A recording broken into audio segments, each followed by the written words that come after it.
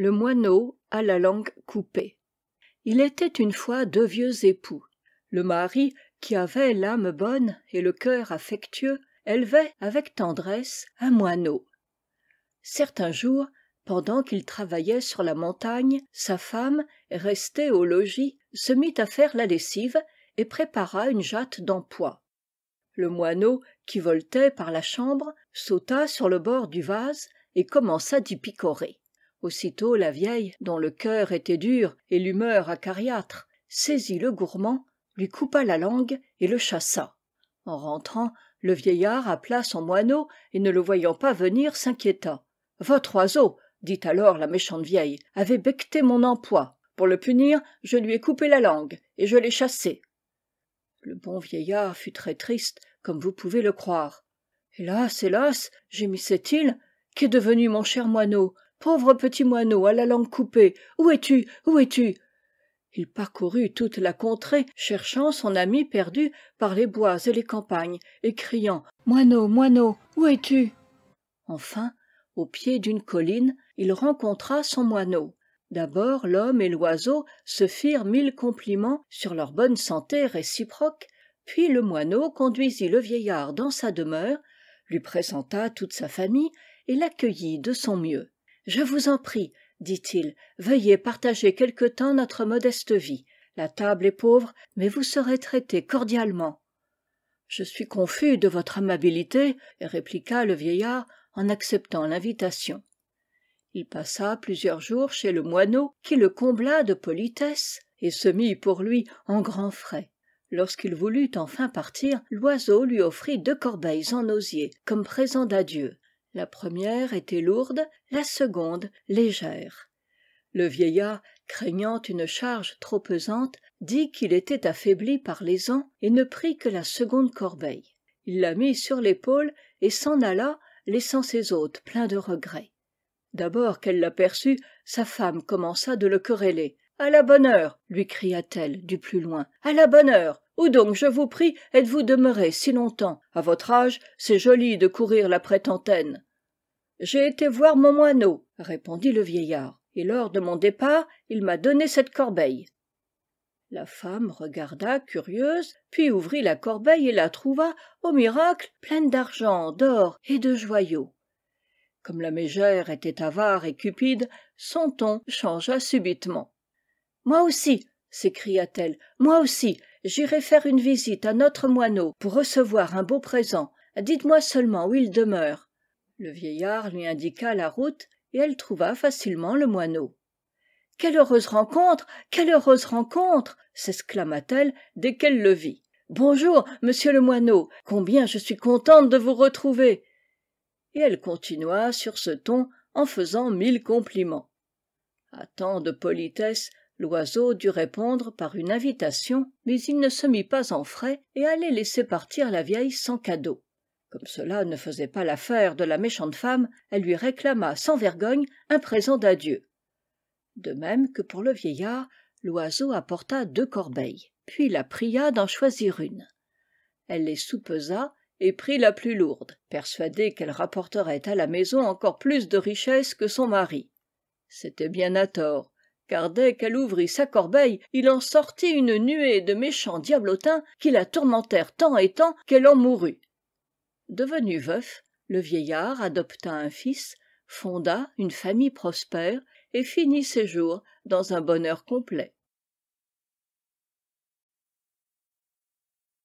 La montagne qui pétille. Il y avait jadis un vieux bûcheron et sa femme qui élevaient un lièvre blanc et le soignaient de leur mieux. Un jour, quelque blaireau du voisinage vint à passer et mangea la pitance du lièvre. Le bûcheron en colère prit le blaireau, l'attacha contre un arbre et s'en alla couper du bois dans la forêt, tandis que sa femme commençait à moudre du blé pour la soupe du soir. Quand l'homme fut parti, le blaireau, tout en larmes, se mit à gémir. « Madame, bonne madame, par grâce, détachez-moi !» La femme coupa les liens, mais, aussitôt délivré, le perfide animal s'écria « Je me vengerai !» puis, en un clin d'œil, disparut. Le lièvre, inquiet, alla chercher son maître. Quand il fut parti, le blaireau revint, tua la pauvre vieille et la mit dans la marmite. Cela fait, il prit la figure, les vêtements, la voix de sa victime et attendit le bûcheron. Dès que l'homme rentra, ayant grand faim, car il avait beaucoup travaillé, le blaireau, métamorphosé en femme, lui cria « Venez vite, j'ai préparé un excellent pot-au-feu avec la chair du blaireau.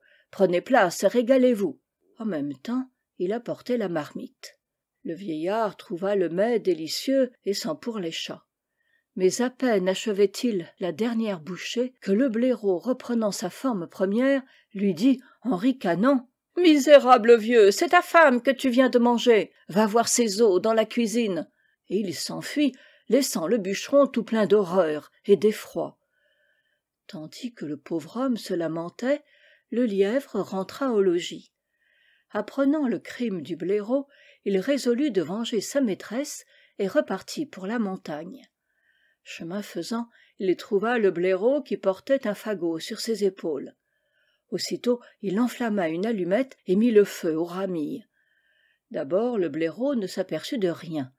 Ensuite, comme le bois vert pétillait, il se mit à dire « Oh là, oh, quel est ce bruit ?»« Nous sommes sur la montagne qui pétille, » repartit le lièvre, « et toujours l'on y entend semblable bruit. » Déjà le feu plus ardent faisait « poup, poup, poup !»« Que se passe-t-il donc ?» interrogea encore le blaireau inquiet. « Nous arrivons à la montagne qui fait « poup, poup, poup !» répliqua le lièvre. À cet instant, la flamme commençait à roussir le pelage du blaireau qui, hurlant de douleur, s'enfuit et sauta dans un ruisseau voisin. L'eau éteignit le feu, mais le dos du blaireau resta couvert de plaies et noir comme du charbon. Le lièvre feignit de le plaindre et, sous prétexte de le soulager par un remède secret, appliqua sur ses brûlures un cataplasme bouillant de poivre rouge. Ce que le blaireau souffrit et pleura, vous pouvez le deviner. Quand il fut enfin guéri, il s'en alla chez le lièvre pour lui faire des reproches. Justement, ce dernier achevait de construire un bateau en bois. « Pourquoi donc faites-vous ce bateau ?» ne put s'empêcher de dire le blaireau surpris. « Je pars pour la capitale de la Lune, » repartit le lièvre. « Ne vous plairait-il pas de vous embarquer avec moi ?»« Non, vraiment, grand merci de la proposition. J'ai suffisamment joui de votre société sur la montagne qui pétille, où vous m'avez joué tant de mauvais tours. D'ailleurs, je n'ai que faire de votre bateau, car je vais moi-même en construire un. » Sans plus tarder, le blaireau modela un esquif d'argile. Le lièvre riait dans sa moustache et ne disait rien. Quand les deux embarcations furent prêtes, leurs propriétaires y prirent place et descendirent le fil de l'eau.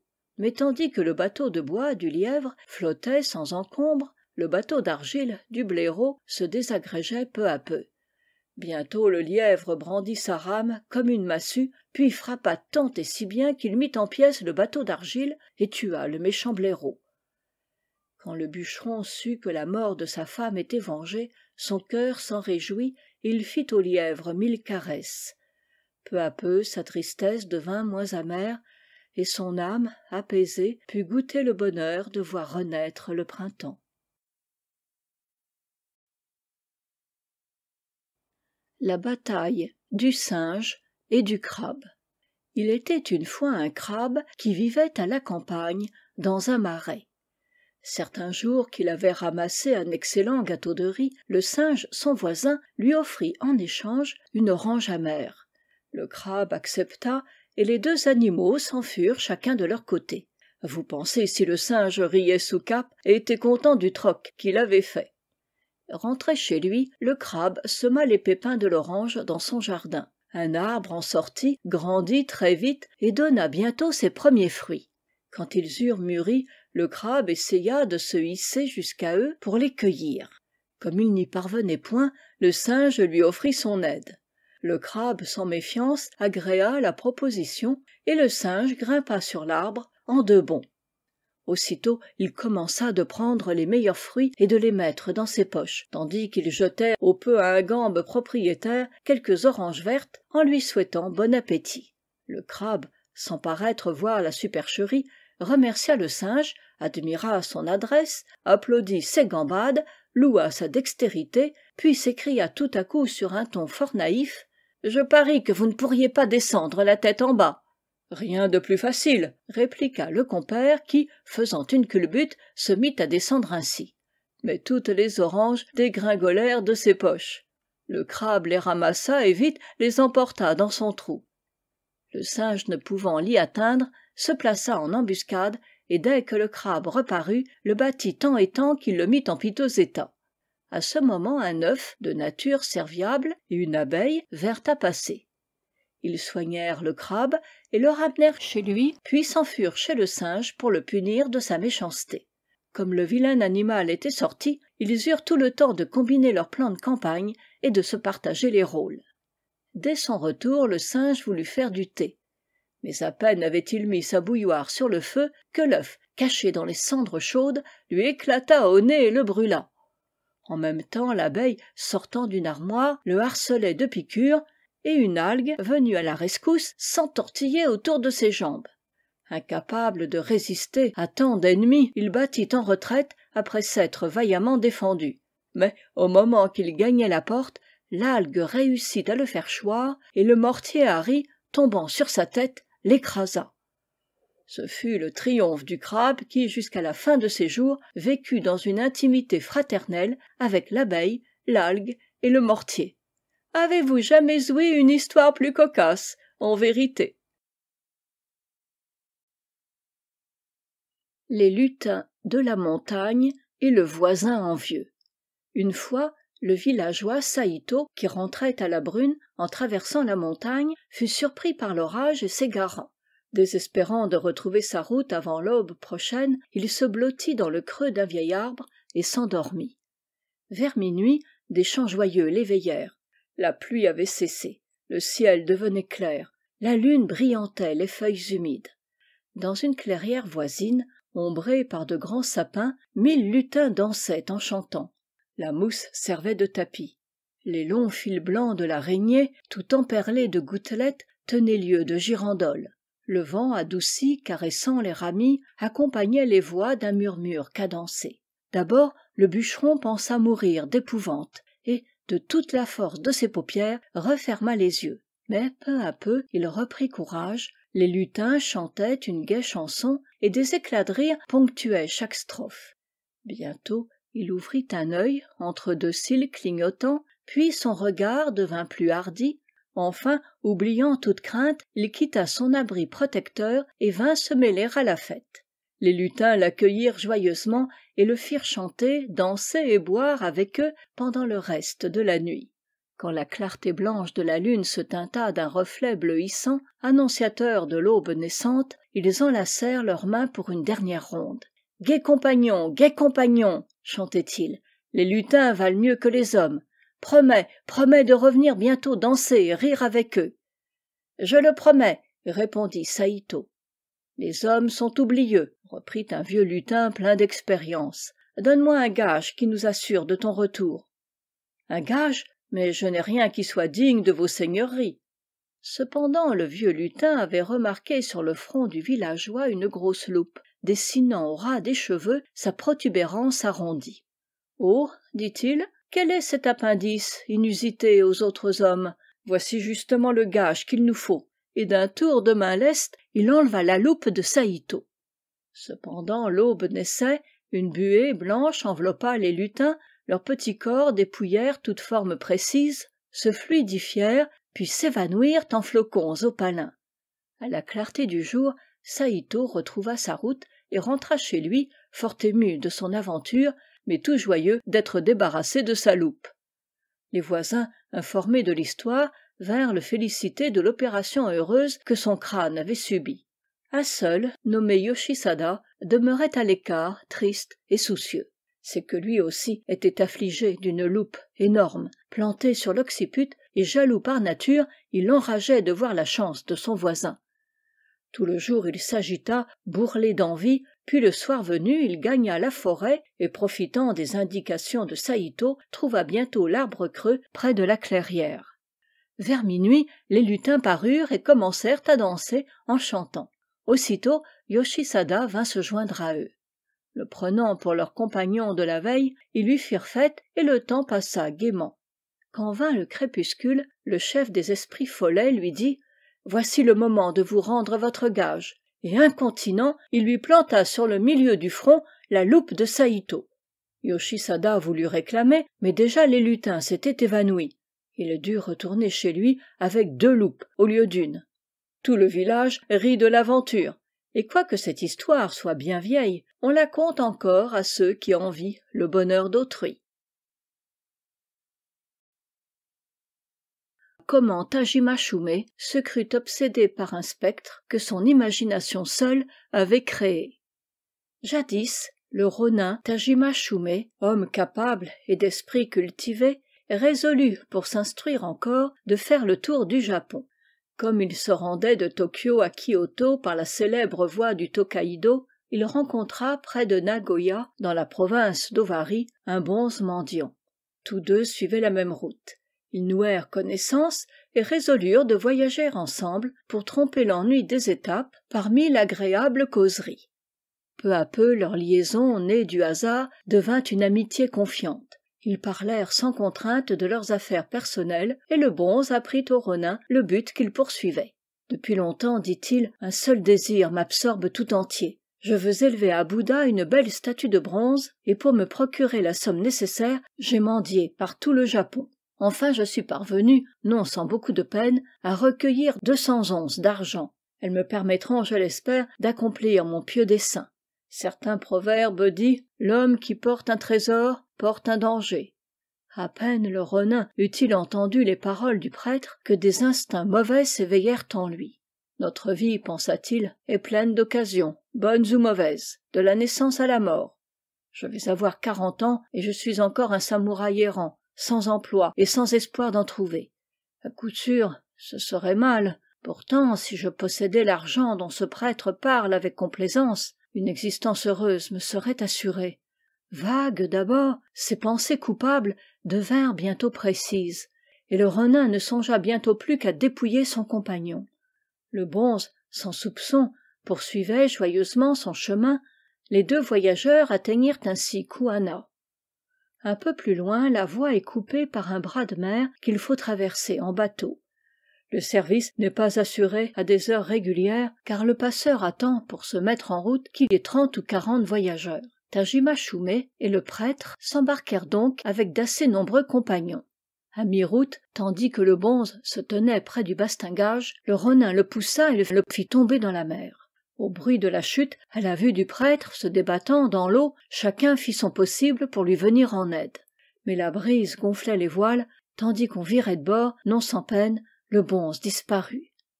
Tajima Shume fit montre d'un extrême saisissement et d'un très vif chagrin. Ce malheureux prêtre, dit-il, était mon cousin. Il allait en pèlerinage au sanctuaire de sa confrérie à Kyoto. Comme j'avais également affaire dans la capitale, nous étions convenus de voyager ensemble. Hélas, mon pauvre parent est mort, me voilà seul aujourd'hui. Il parlait avec tant d'émotion, fondait en larmes si sincères que tous les passagers commencèrent de le plaindre et se prirent à le consoler. S'adressant alors au batelier, il ajouta « Nous devrions déclarer l'accident aux autorités, mais je suis fort pressé. En outre, cette affaire pourrait vous amener quelque ennui. Ne vaudrait-il pas mieux la taire pour le moment ?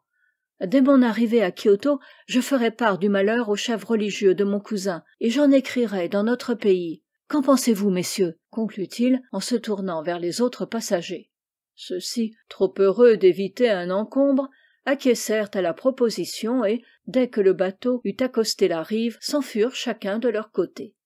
Le ronin, plein d'une joie mauvaise, emporta les bagages du bonze et poursuivit sa route vers Kyoto. Arrivé dans la ville impériale, il prit le nom de Tokubei, abandonna ses privilèges de samouraï et monta un commerce avec l'argent du défunt. La fortune le favorisa, il fit d'excellentes affaires, vécut largement, se maria et eut un fils. Le nombre des jours et des mois révolus depuis la mort du bonze avait parfait 3 années lorsque, par un beau soir d'été, Tokubei se mit à son balcon pour jouir de la fraîcheur de la nuit. Devant lui s'étendait une pelouse bordée de grands sapins, il était seul et rêvait. Une vague mélancolie attristait son âme peu à peu. Tout à coup, le souvenir de son crime revint, très vif, à sa mémoire. « Je suis riche, pensait-il. Mes affaires sont brillantes, grâce à l'argent que j'ai volé naguère aux bonzes mendiants. Tout me réussit. Pourtant mon cœur reste troublé. Ah, maudit soit le sort qui me fit naître pauvre. Seule la misère, mauvaise conseillère, m'a perdu. Tandis qu'un remords, subitement avivé, bourrelait son âme, il crut apercevoir de l'autre côté de la pelouse une forme humaine, d'apparence indécise, debout contre un sapin. Peu à peu, devant son regard plus attentif, les contours s'accusent.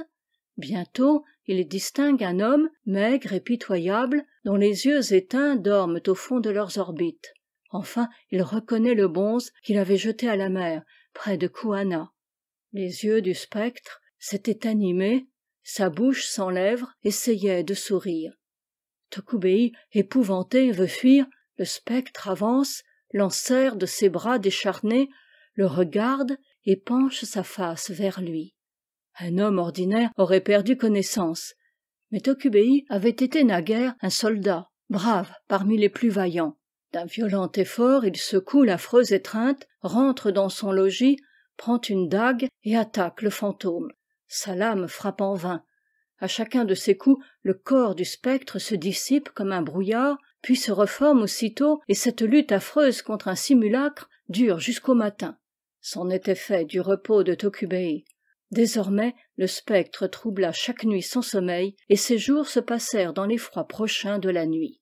Bientôt, il tomba malade, répétant sans cesse « Malheur, malheur, le bonze mendiant va revenir me torturer ». On le crut en délire, et les médecins voulurent lui donner des remèdes. Mais nul soin n'allégeait son angoisse, et tous les voisins surpris parlaient du mal étrange dont souffrait le riche marchand Tokubei. Le bruit en arriva jusqu'à un pauvre bonze qui logeait à quelque distance. Il écouta très attentivement tout ce qu'on lui dit, demanda encore certains détails, puis secoua gravement la tête d'un air entendu et offrit aux parents du malade l'intervention de ses prières. Affolée de douleur, désespérée par l'inanité des remèdes, la femme de Tokubei accepta la proposition et conduisit le prêtre dans la chambre de son mari. Aussitôt le malheureux se mit à crier « Au secours, défendez-moi, c'est lui, le bonze mendiant qui vient encore me tourmenter. Pardon, ah pardon !» Frissonnant de terreur, Tokubei pelotonnait ses membres et cachait sa tête sous ses couvertures. Le prêtre fit sortir tout le monde, puis s'approchant du malade, lui dit très bas, la bouche contre l'oreille « Rappelez-vous ce qui advint il y a 3 ans près de Kuana. C'est moi votre victime, moi que vous avez jeté à la mer. » Tokubei ne répondait rien, frappé d'épouvante, et ses membres tremblants s'entrechoquaient comme ceux d'un pendu qui gambille au gré du vent. « Par bonheur, continua le prêtre, je savais depuis mon enfance nager et plonger. Je réussis à gagner la rive, mais ne pus trouver votre trace pour vous réclamer mon argent. Alors je repris ma vie errante et finis par recueillir tant d'aumônes nouvelles que j'accomplis enfin le vœu cher à mon âme en élevant une statue de bronze à Bouddha. Dernièrement le hasard me fit prendre un logis dans votre quartier. Aussitôt les voisins me parlèrent de votre mal étrange. Croyant en deviner la cause, j'ai voulu vous voir, et maintenant je suis sûre de ne m'être pas trompée. Vous avez commis un abominable forfait. Mais je suis prêtre et dois ignorer la haine comme la vengeance. Je ne vous en veux point. Repentez-vous et soyez vertueux désormais. Votre pénitence réjouira mon âme. N'ayez pas peur, regardez-moi en face. Je suis un homme et non un spectre acharné contre vous. Revenu de son épouvante et remué par la mansuétude du prêtre, Tokubei, sanglotant, répondit « En vérité, les mots manquent à ma pensée. En un jour de démence, j'ai voulu vous faire périr et j'ai volé votre argent. Ensuite, la fortune m'a été favorable. Pourtant, à mesure que grandissaient mes richesses, le remords de mon âme devenait plus cuisant, le jour expiatoire me semblait plus proche. Peu à peu, mes sens inquiets ont trompé ma raison. Une nuit, j'ai cru voir votre fantôme, et ma vie depuis lors n'est plus qu'une souffrance. Mais comment avez-vous pu vous sauver? Comment vivez-vous encore? Je ne le comprends pas. L'homme coupable, reprit le bonze, en souriant, frissonne au bruissement de l'air parmi les feuilles, au claquement du bec des cigognes.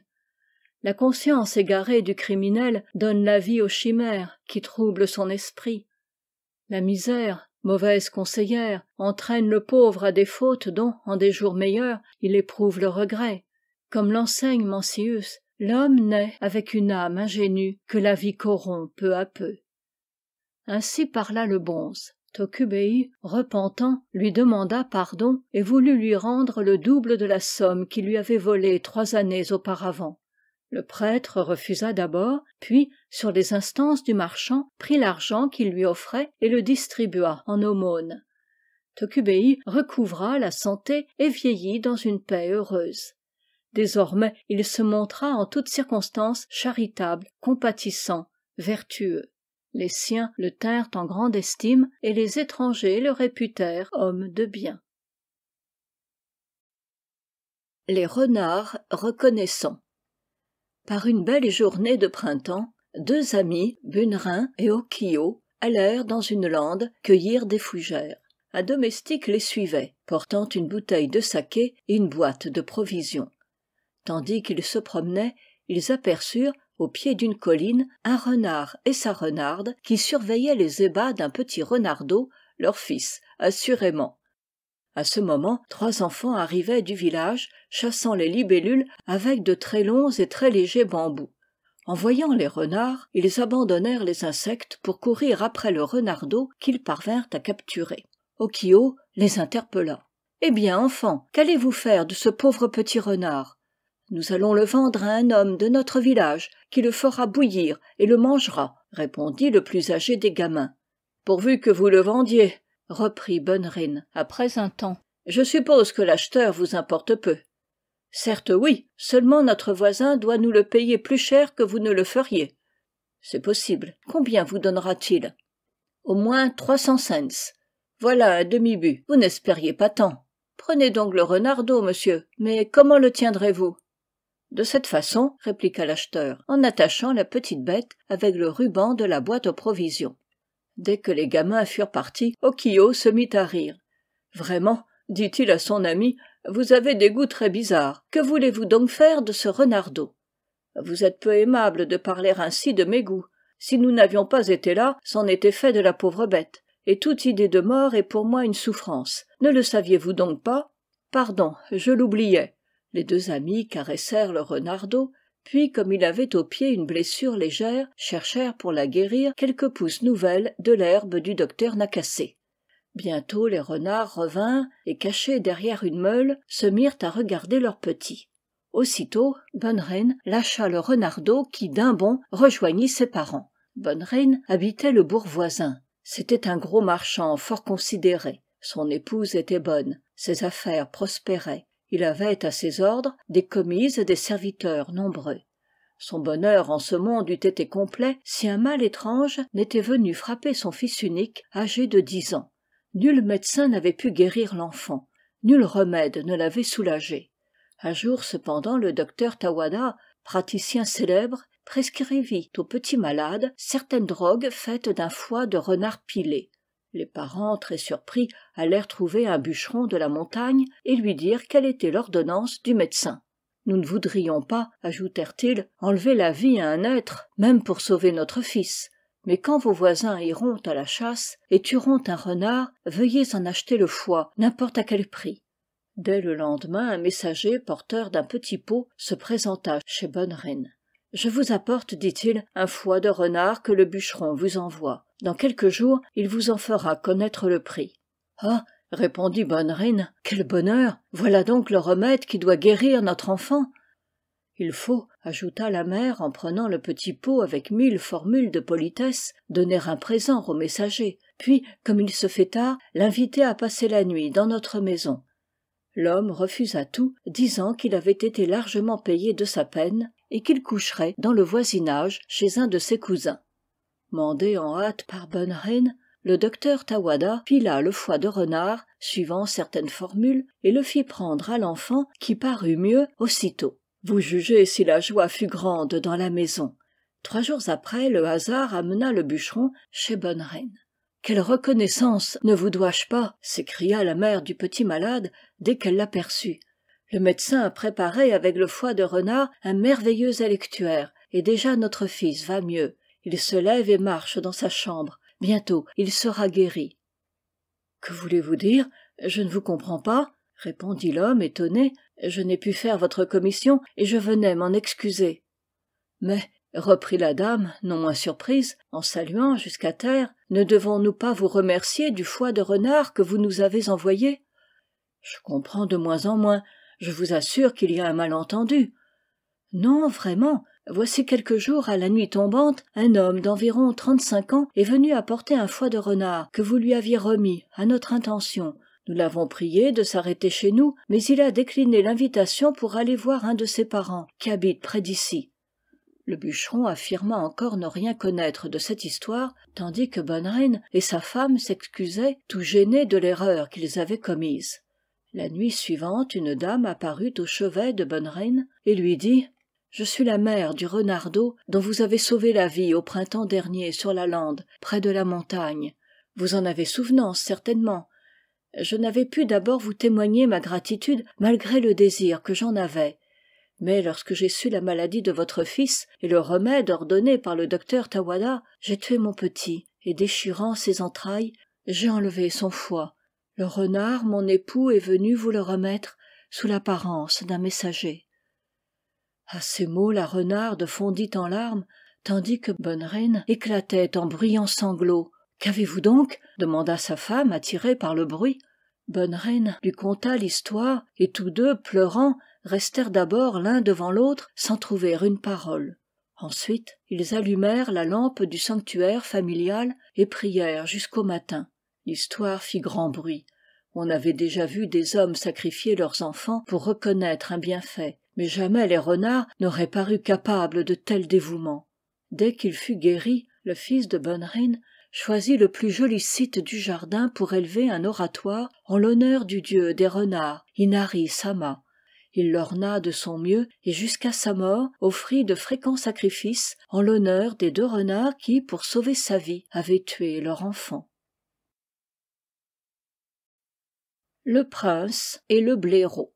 Dans sa jeunesse, Kazutoyo Yamanouchi, ancêtre des princes de Tosa, aimait beaucoup la pêche.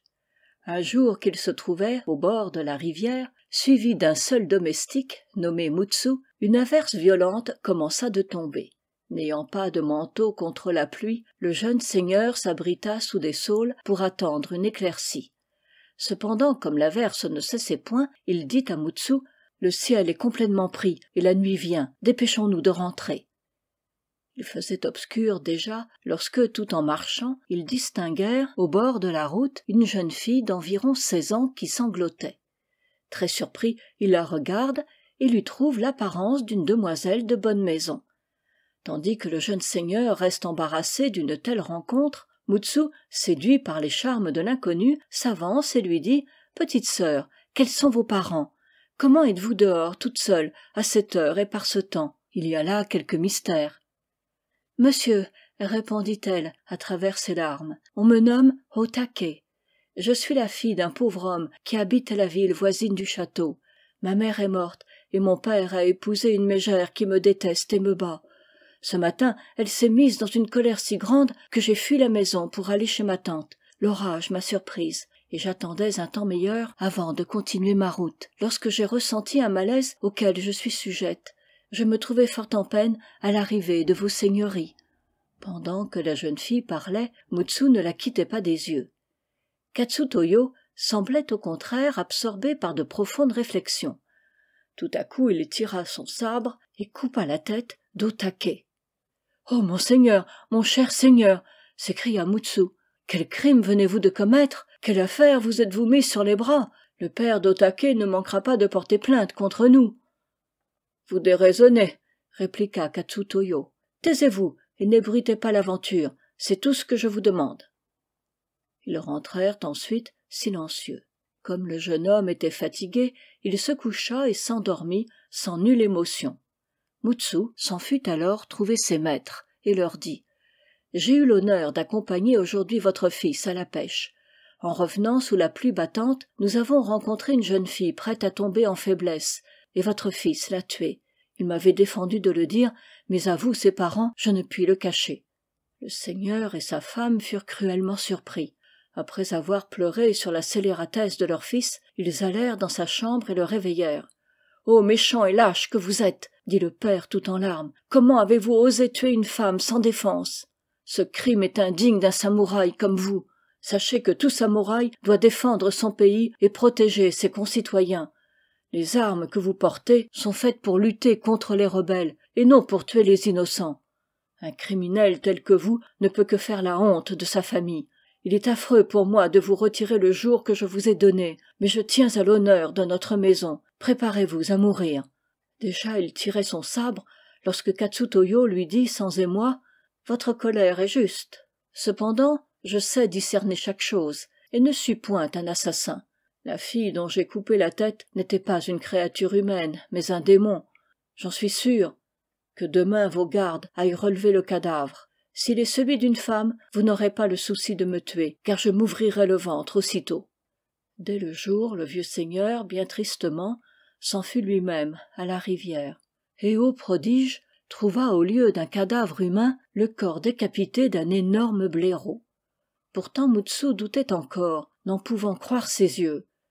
Revenu au château, le seigneur appela son fils et lui dit « Par quel prodige la créature que Mutsu prenait pour une femme vous a-t-elle semblé être un blaireau ?» « Mais, répondit Katsutoyo, c'est l'apparence d'une femme que j'ai vue aussi. Seulement j'ai d'abord éprouvé quelque surprise de trouver une jeune fille à la nuit tombante, loin de toute habitation.